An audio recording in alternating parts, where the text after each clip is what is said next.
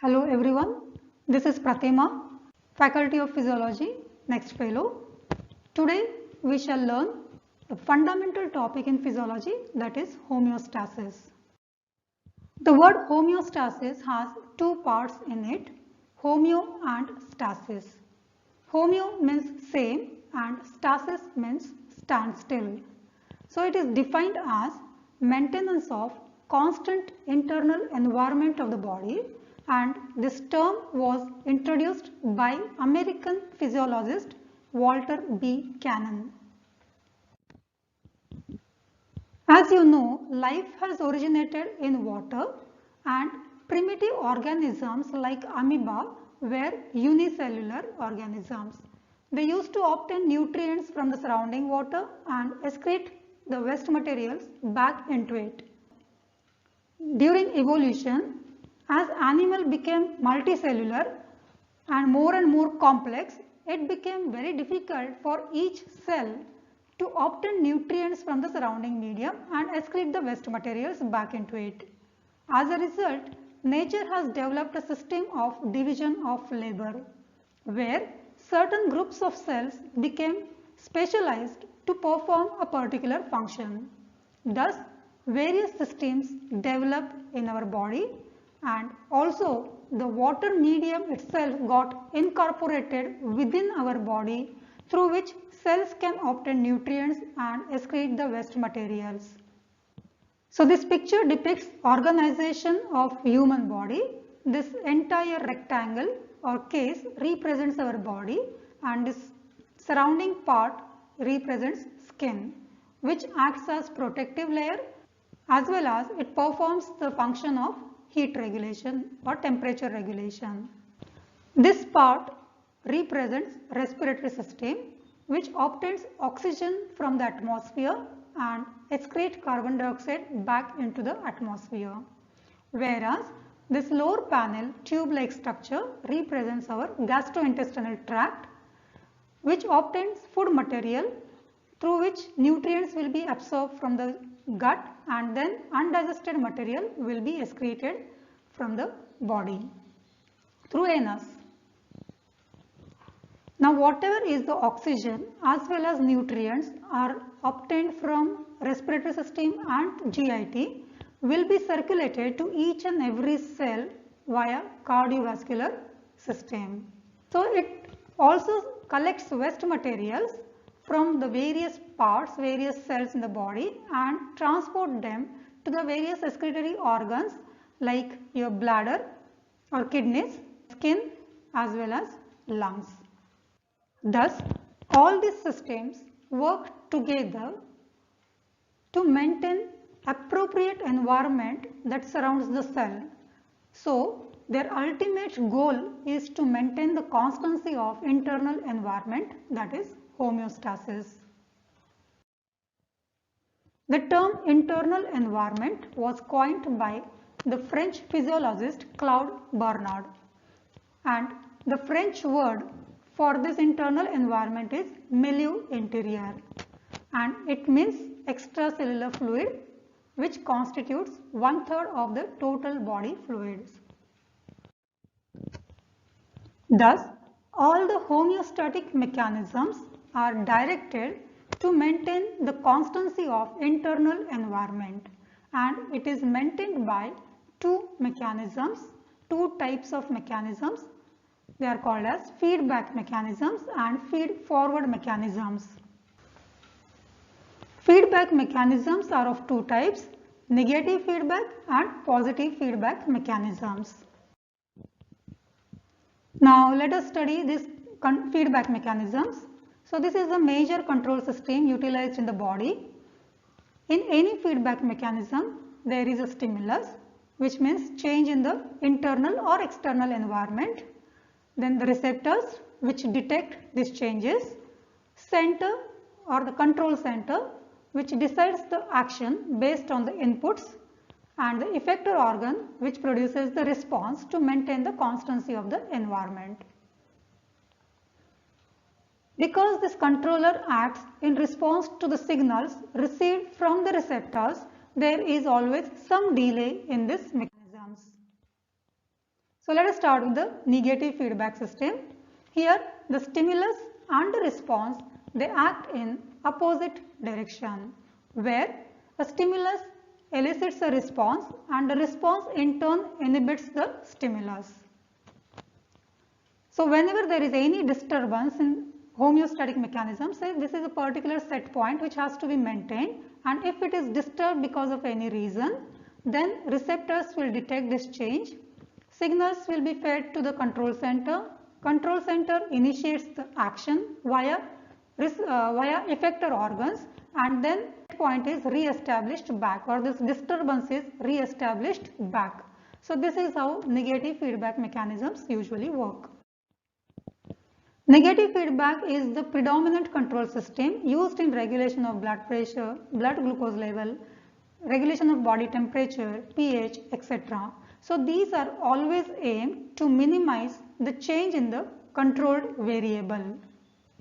And negative feedback are the major predominant control systems utilized by the body. About 99% of the homeostatic mechanisms are utilizing negative feedback mechanisms.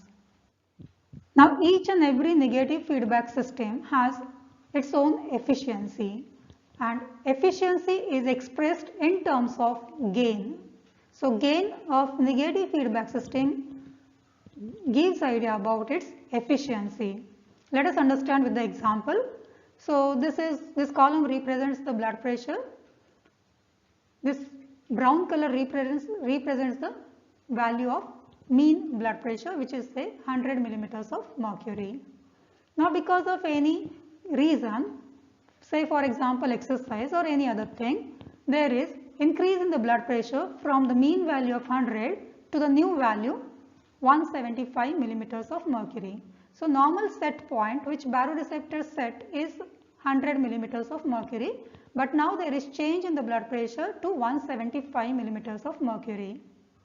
This change will be immediately detected by baroreceptors, and baroreceptors will act to reduce this change. So because of baroreceptor intervention, the blood pressure has reduced now towards the normal value, and the new value achieved is now 125 millimeters of mercury. So as you can note here, even though baroreceptors has done intervention, the value of mean blood pressure has not reached back to the original value of 100 millimeters of mercury. It has reached only up to 125. So this discrepancy between the value obtained because of negative feedback system and the original value or the original set point, the difference between these two values is called as error in this mechanism. Whereas because of baroreceptors, the change has been reduced from 175 to 125. So this much is the amount of correction done by baroreceptor system. So this is called as correction factor. So if we divide correction by error in the system, we get the value of gain. So in this example, gain of the system will be the correction done by the error. So 50 by 25, that is 2. So gain of baroreceptor system is 2. Negative sign in the value of gain represents the direction of the change. So as I told, gain determines efficiency of negative feedback system. More the value of gain, more is the efficiency of the system. So as we have seen, the gain of the baroreceptor system is 2. But if you see gain of temperature regulatory system, it is 33. So definitely temperature regulatory system is more efficient than baroreceptor system. And in our body there is only one system which has got infinite gain.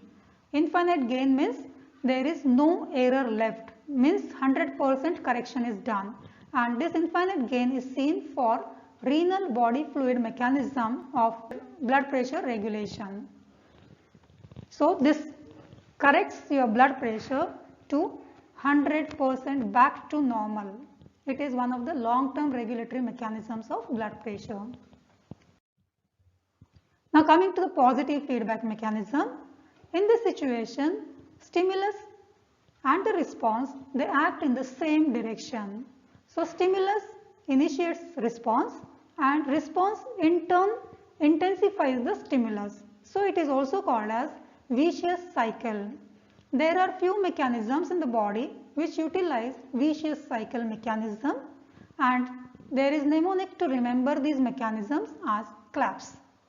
So C stands for clotting mechanism, L for LH surge during ovulation, A for action potential, both initiation as well as its conduction, P for parturition. So these are the normal mechanisms, physiological mechanisms where positive feedback mechanisms will be utilized.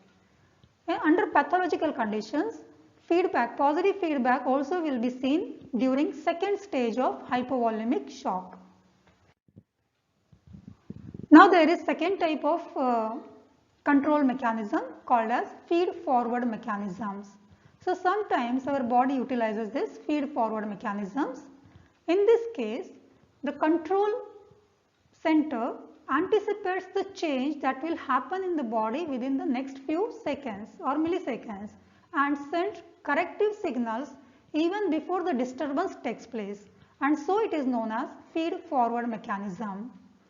So there is no time lag because it is occurring even before the disturbance is created. It is also called as anticipatory control system because the control system is anticipating the change and taking the necessary action. So various mechanisms which utilize feed forward control are temperature regulatory mechanism by hypothalamus. For example, if the atmosphere is cold, if it is winter season, outside the ambient temperature is cold, the skin thermoreceptors will detect this change, and always these are the shell temperature that will first be noting the change, and if the corrective signals are not taken, then only the change will be transferred to the core temperature and it will change. So as soon as the peripheral thermoreceptors detect this change, they will send signals to hypothalamus, and hypothalamus will understand that within next few minutes to few hours core temperature will fall, and to prevent this hypothalamus will send anticipatory signals to the various systems in the body to increase the temperature or to maintain the body temperature, which will include shivering, that is non-chemical thermogenesis, increase in the BMR and so on. So this is one of the classical example for feed forward mechanism. Other examples include cephalic phase of gastric juice secretion, where gastric juice is secreted even before food enters into the stomach. This usually happens in response to thought of the food or smell of the food, etc. It also is seen during or just before the exercise. So it is also observed even before we start the exercise, there is increase in the rate of ventilation. So this is to maintain the oxygen level to normal value, because brain realizes that within moments the tissues will start working and they will be extracting oxygen from the circulation. Then posture maintenance during angular rotation, which is the function of semicircular canal, that also will be utilizing feed forward mechanism. And of course the last mechanism is cerebellar control over motor coordination. It also utilizes feed forward mechanism. Then there is something called as servo mechanism. In this servo mechanism, the set point is not fixed. The set point is variable. It keeps on changing as per the requirement of the body, and therefore the constancy is maintained during dynamic equilibrium. So we have seen that during negative feedback mechanism, the set point is a fixed value, and all the mechanisms they operate to maintain that particular set point. But in this case, the set point itself is variable. So example for this servo mechanism is regulation of muscle length by muscle spindle. So as our muscles are contracting, the muscle length is changing, and it is required to have specific length during the specific time of specific time period. So this will be detected by muscle spindle, and it will try to maintain the required muscle length during its contraction. So this is the example for servo mechanism. So there is no fixed gain for this mechanism, even though it is a type of negative feedback or similar to negative feedback. There is no fixed value of gain for servo mechanism.